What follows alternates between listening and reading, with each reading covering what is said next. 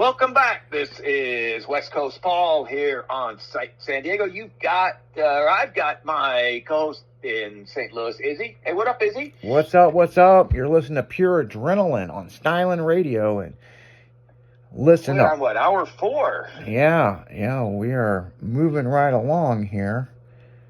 We've got a lot of things, boy, we've covered. I was kind of sitting there going, we've touring stuff. I wanted to do, you were, I said before, touring in your younger days with some things you did.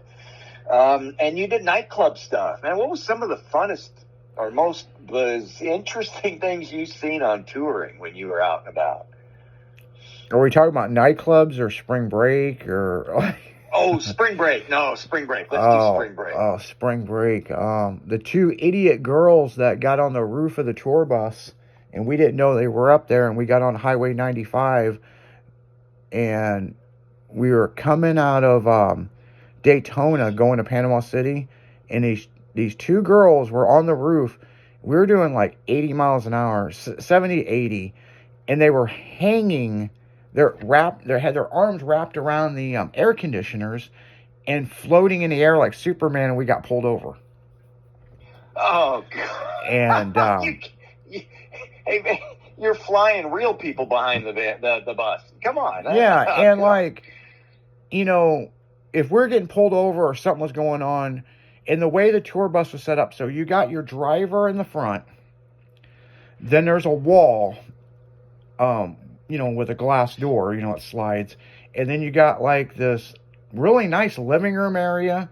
And then behind that, you got a little bit of a kitchen area. And then you got a bathroom and a closet across, because that's where we'd have all our camera equipment.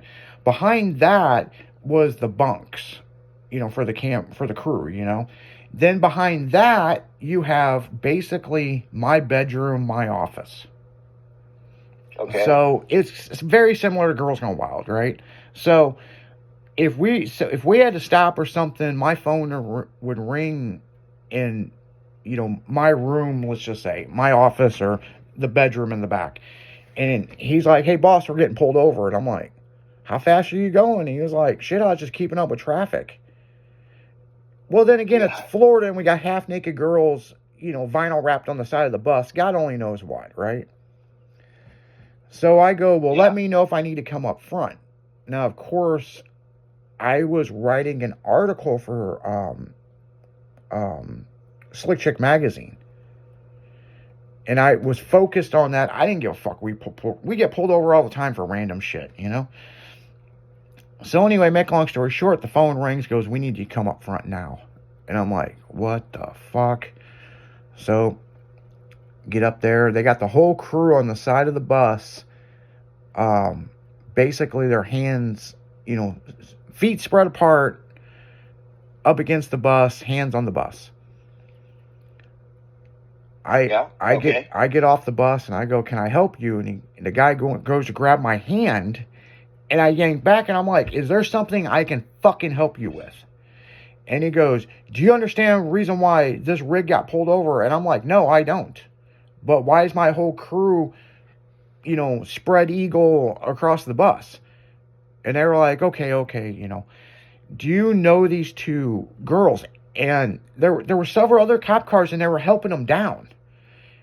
And I'm like, I've never seen them girls in my life. Well, they were on top of the bus, and they were hanging by the air conditioners. Is this some kind of stunt? Are you guys jackass? And we're like, what the fuck? They're freaking stowaways. I mean, I didn't know what to say. I was just like, what the fuck? And so I've never seen these girls before, but apparently my camera guys have. So to get our attention the night before, after with the show and we had went to bed, they got on top of the bus because they didn't want to miss trying to go with us to the next tour stop. They were just going to camp out and sleep on top of the tour bus. I mean, if it goes to start, they'll wake up.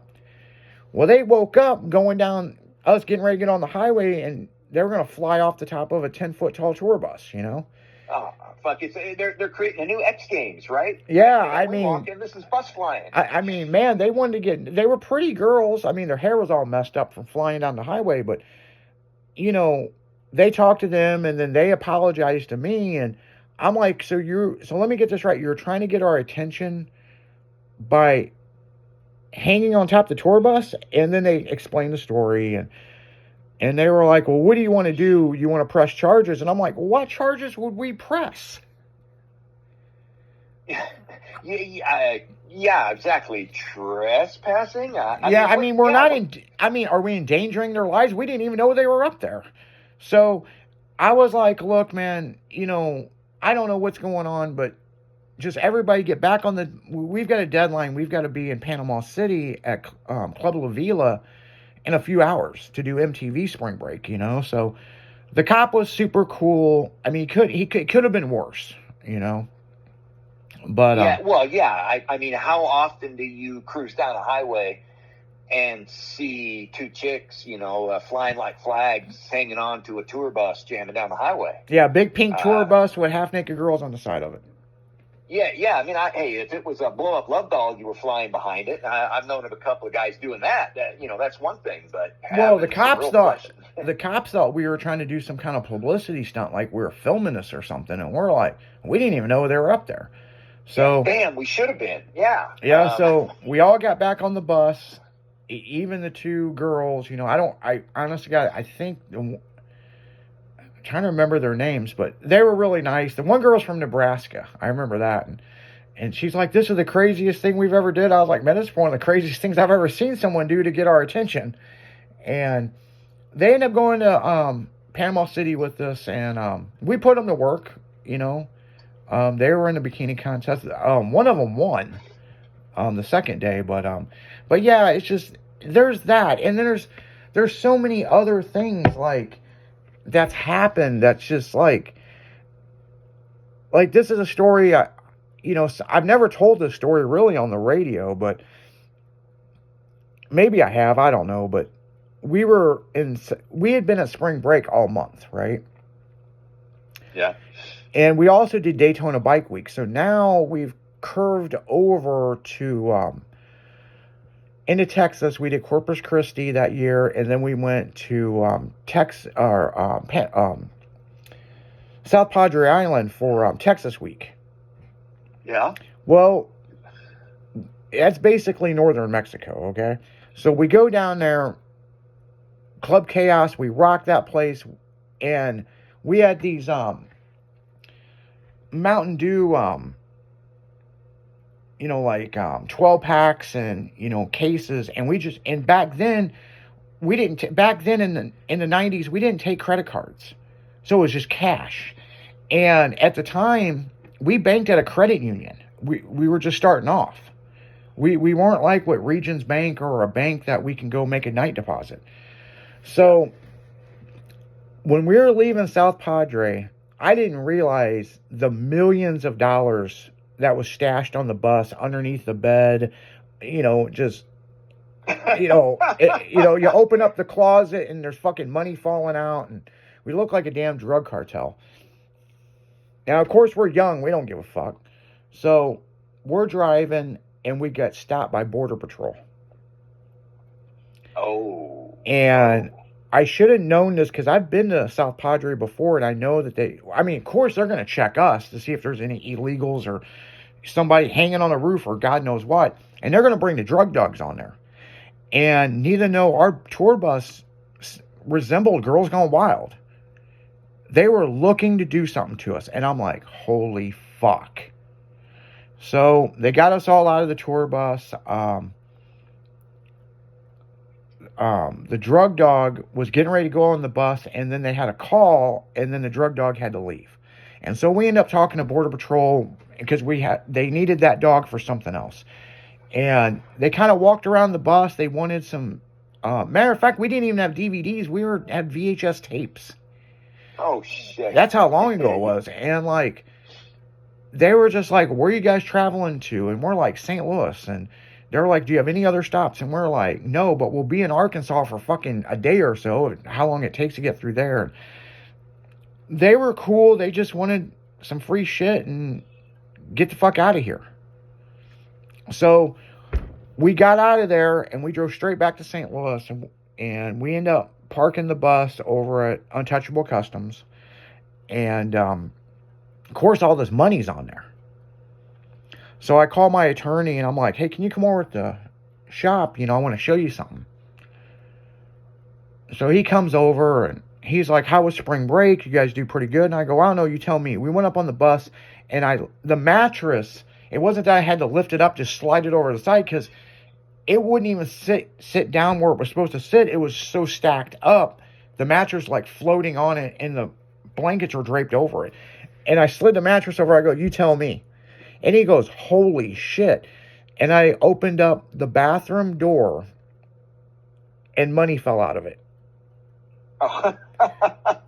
And he goes, how do you think that you're going to deposit this? And I'm like, I don't know. You're the lawyer. Like, what do we do? And he's like, the government's going to take half of this. And they're going to want to know where you got it all.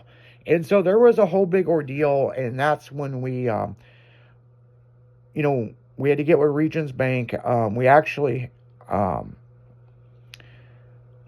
it was interesting of the, $8 million, and they weren't like in $100 bills. They were like in ones, fives, and tens. Yeah, you really needed to be cruising down that highway in a fucking steel reinforced whatever, Well, I'll be honest with you, the government official come out. She was really nice. And, we deposited the money, and she goes,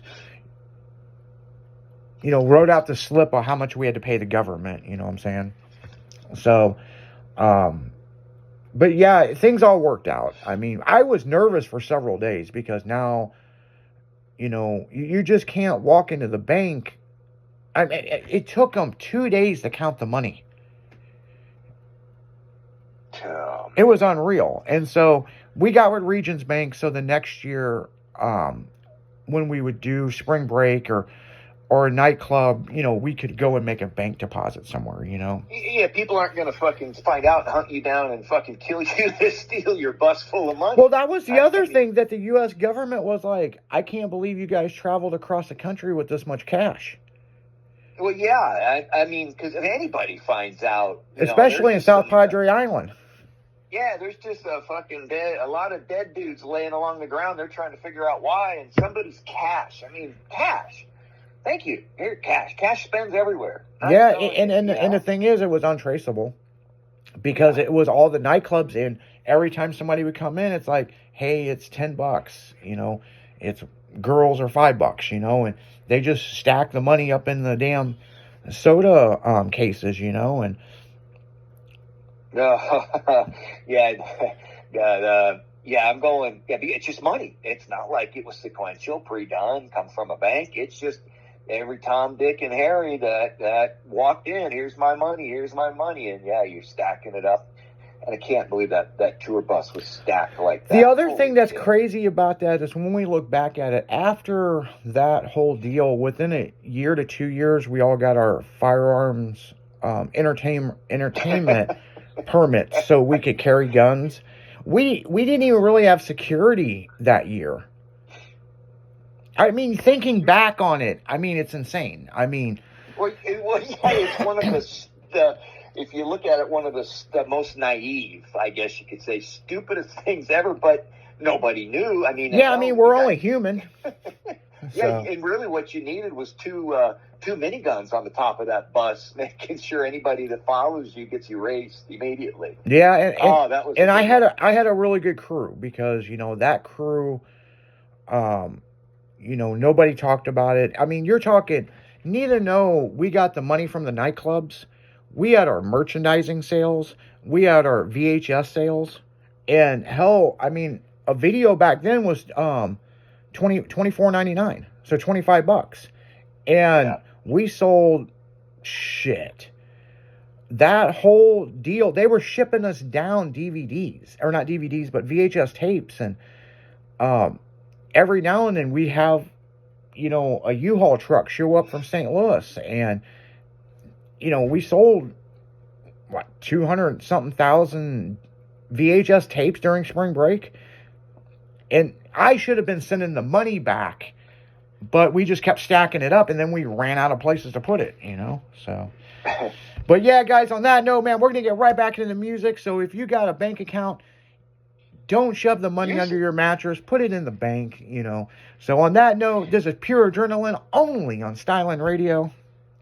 Hey, West Coast Paul out.